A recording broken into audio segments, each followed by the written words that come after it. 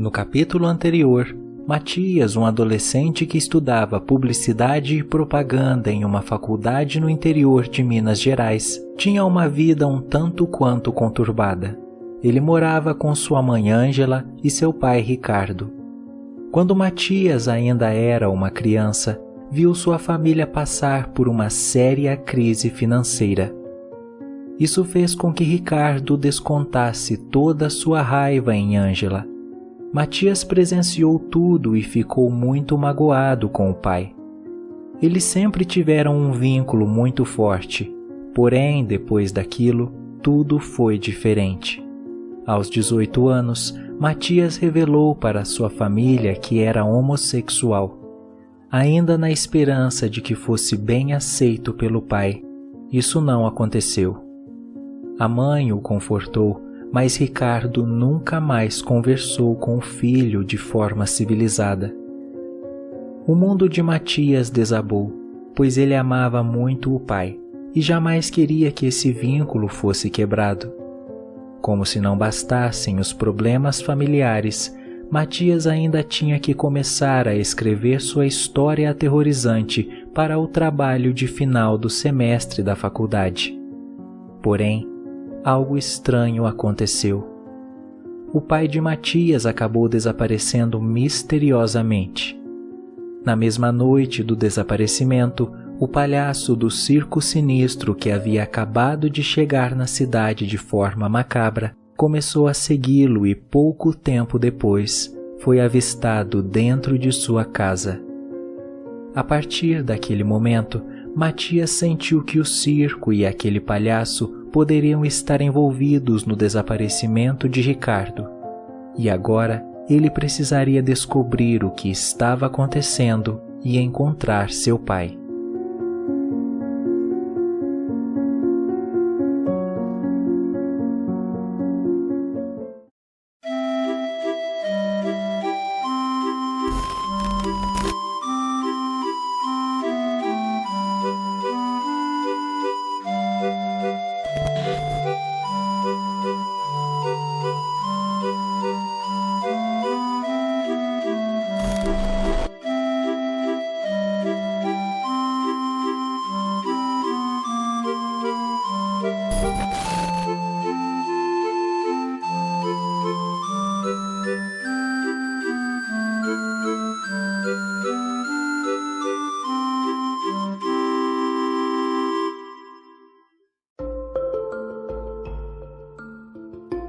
Durante aquela mesma noite, Matias, que já não estava conseguindo dormir por tudo o que havia acontecido, acordou com sua mãe gritando o seu nome.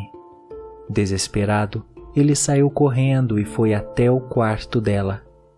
Assim que chegou lá, se deparou com algo aterrorizante. O palhaço havia cortado o pescoço da mãe e ela estava sangrando na cama com os braços abertos. O palhaço, que estava admirando Ângela enquanto ela agonizava, olhou para Matias com aquele enorme sorriso diabólico. Ele estava segurando uma faca que pingava sangue. A mãe, com dificuldades para falar, pois estava engasgada no próprio sangue, disse: "Filho, por que você não me contou nada?" Ele então respondeu: "Eu queria proteger a senhora, mãe. Nem sabia se ele era real." Ângela então enfiou 2 dedos no corte do seu pescoço que começou a jorrar sangue e disse: "Isso parece real para você?" Nessa hora, Matias acordou. Ele havia acabado de ter um horrível pesadelo. Até aquele momento, não tinha certeza se a aparição do palhaço era real ou não. A noite que parecia interminável finalmente acabou, e quando Ângela acordou, ela logo disse a Matias que não aguentava mais. Ia chamar a polícia. Alguma coisa realmente não estava certa. Matias então concordou com a mãe e viu que aquela era a melhor coisa a se fazer no momento. Infelizmente, as notícias não foram tão boas. A polícia só poderia dar Ricardo como desaparecido 24 horas após o ocorrido. Ou seja, não adiantou muito. Aquele dia foi completamente angustiante e os dois se viram de mãos atadas. Quando as buscas começaram, um conforto pareceu tomar conta dos corações de Ângela e Matias. Porém, as notícias não foram nada promissoras. Após 2 dias de busca, a polícia ligou para Ângela, que demonstrou certo desespero enquanto conversava com o policial. Assim que ela encerrou a ligação, Matias perguntou para a mãe se havia alguma notícia. Ângela, com a cabeça baixa, respondeu: "Não, filho. Até agora eles não encontraram nada." Matias colocou a mão na boca em tom desesperado e olhar confuso, e logo abraçou a mãe, dizendo: "Ele vai aparecer, mãe. Eu tenho certeza." Em seguida, ele saiu de casa um pouco desorientado e começou a caminhar na rua ainda sem rumo, mas seu pensamento era que ele precisava fazer alguma coisa. Então correu até o circo e decidiu que entraria na grande tenda para tentar falar com alguém. Mas assim que chegou no terreno, um arrepio percorreu seu corpo e ele não teve coragem de entrar naquele lugar tenebroso. Porém, no canto do terreno ele avistou um objeto que lhe pareceu familiar. Então se aproximou, agachou próximo ao objeto e, quando viu do que se tratava, suas pernas amoleceram e ele sentou ali mesmo, naquele chão de terra. O objeto era a pasta de trabalho do pai.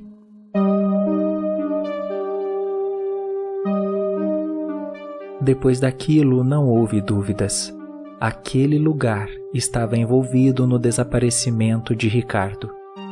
Ele então pegou a pasta, mas ao invés de investigar sozinho o lugar que só trazia pressentimentos ruins a Matias, rapidamente correu para a delegacia e entregou a prova para as autoridades.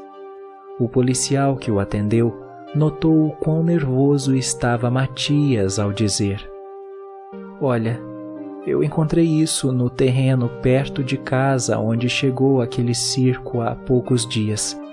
Essa é a pasta de trabalho do meu pai. Eu acho que ele está naquela tenda. Por favor, tem como vocês mandarem alguns homens para lá?" O policial então disse que faria isso imediatamente. Matias agradeceu e voltou para casa.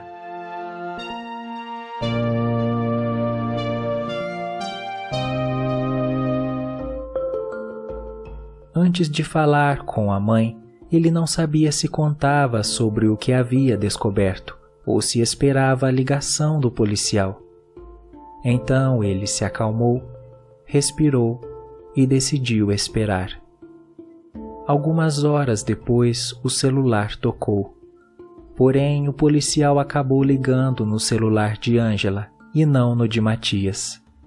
Ela atendeu e, um pouco confusa, agradeceu a ligação do policial. Matias, como sempre, esperou perto da mãe, que em seguida o questionou.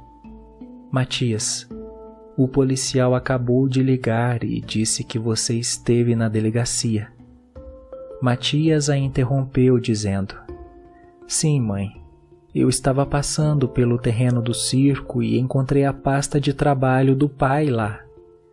Aí eu fui correndo para a delegacia e pedi que fossem investigar, interrogar quem estava trabalhando no circo, sei lá. Eu ia contar para a senhora, só estava esperando essa ligação. Mas o que eles disseram? Encontraram alguma coisa?" Ângela disse: "Filho, eles foram até o terreno que você falou. Não havia circo nenhum. O lugar está vazio."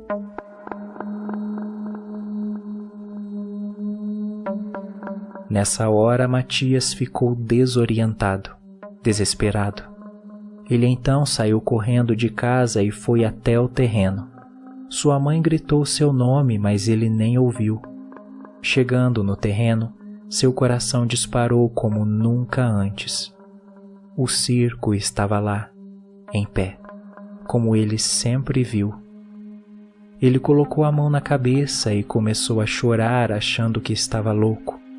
Mas sabia que não estava. Confiava em seus instintos.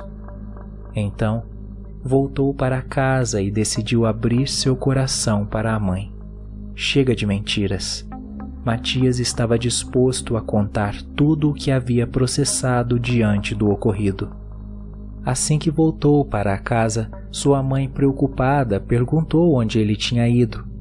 Então respondeu: Mãe, eu preciso contar o que está acontecendo, senão eu vou enlouquecer. Eu sei onde meu pai está. Eu não estou louco. Aquele dia que eu cheguei tarde em casa da faculdade, o circo chegou aqui e se instalou no terreno ali na frente. No dia seguinte, o pai desapareceu. Nesse mesmo dia, um palhaço muito estranho me seguiu até aqui em casa e depois eu o vi na cozinha. Mãe, eu acabei de voltar do terreno e o circo está lá.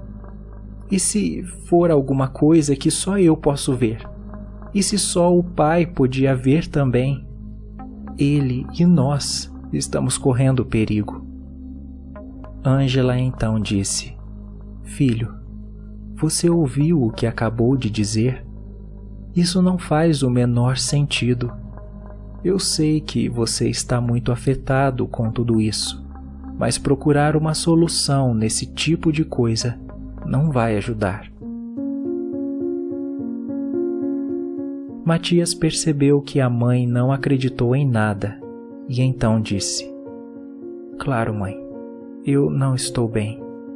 Me desculpe por ter dito isso. Ele abraçou a mãe e foi para a faculdade, pois aquele dia apresentaria o seu trabalho de final do semestre. Matias percebeu que não adiantava contar com a mãe nem com a polícia. Na faculdade, durante o evento de livro e cinema, Matias leu seu conto de terror. Ele falava sobre um circo misterioso que chegou na cidade durante a noite e apavorou um garoto. Deu detalhes da carreata tenebrosa. Uma grande tenda que balançava com o vento, mas ao mesmo tempo era um lugar silencioso. Ao final do conto, foi aplaudido de pé. Matias se sentiu feliz por pelo menos ter tirado alguma coisa boa de tudo o que vinha acontecendo. Alguns minutos depois, um jovem chamado Jonas se aproximou de Matias e elogiou seu conto. Matias agradeceu e questionou: Você está interessado em comprar os direitos do conto? Jonas respondeu: Não. Eu vim conversar com você. Você descreveu exatamente o evento que aconteceu comigo há alguns dias, mas pensei que estava louco.